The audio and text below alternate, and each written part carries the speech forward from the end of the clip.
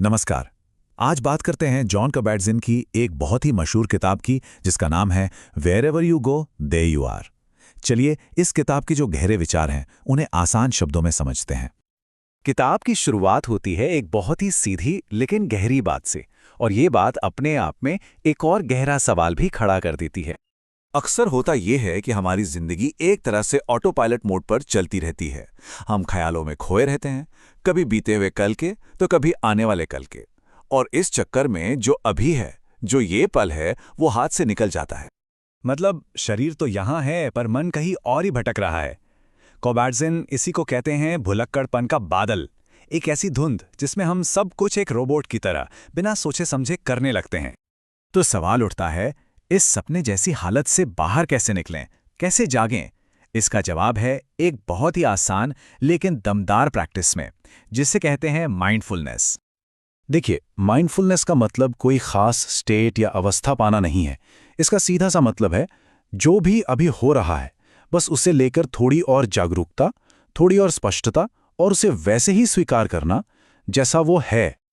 हाँ, और ये समझना भी बहुत ज़रूरी है कि माइंडफुलनेस क्या नहीं है। इसका मतलब ज़ॉम्बी बनना या इमोशनलेस हो जाना नहीं है। ना ही ये जिंदगी से भागने का कोई तरीका है, बल्कि ये तो जिंदगी को पूरी तरह से जीने की एक कला है। हेनरी डेविड थोरो की ये बात बिल्कुल सटीक बैठती है। असल में जागने का मतलब ही यही है कि हम अपनी जिंदगी को तब जिएं जब हम सच में जी रहे हैं।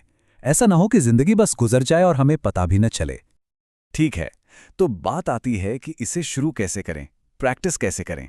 और यकीन मानिए, ये जितना मुश्किल लगता है उससे कहीं ज्यादा आसान है।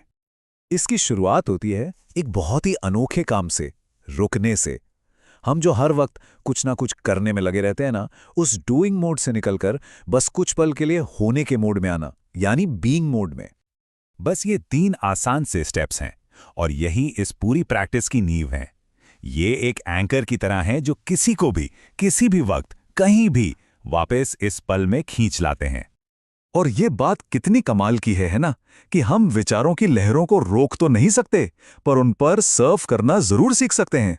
मतलब मकसद ख्यालों के इस झरने को बंद करना नहीं है, मकसद है इसके किनारे पर शांति से बैठना सीखना, ताकि हम इसके बहाव में बह ना जाएं। चलिए अब देखते हैं कि ये प्रैक्टिस सिर्फ कुछ देर चुपचाप बैठने तक ही सीमित नहीं है। असली मजा तो तब है जब ये हमारी रोज की जिंदगी का, हमारी आदतों का हिस्सा बन जाती है। तो ये प्रैक्टिस सिर्फ योगा मैट या किसी शांत कोने तक ही सीमित नहीं है। सड़क पर चलना, बर्तन धोना, गाने सुनना, अरे लाइन में खड़े होकर इंतजार करना भी, हर छोटा बड़ा काम, चाहे वो कितना भी बोरिंग क्यों ना लगे, इस पल में मौजूद रहने का एक मौका बन सकता है। गैरी स्नाइडर की ये बात इस सोच को और गहरा करती है। ये जो रोज के काम है ना, ये हमारी असली प्रैक्टिस से ध्यान भटकाने वाली रुकावटें नहीं हैं। असल में यही तो रास्ता है, यही तो प्रैक्टिस है।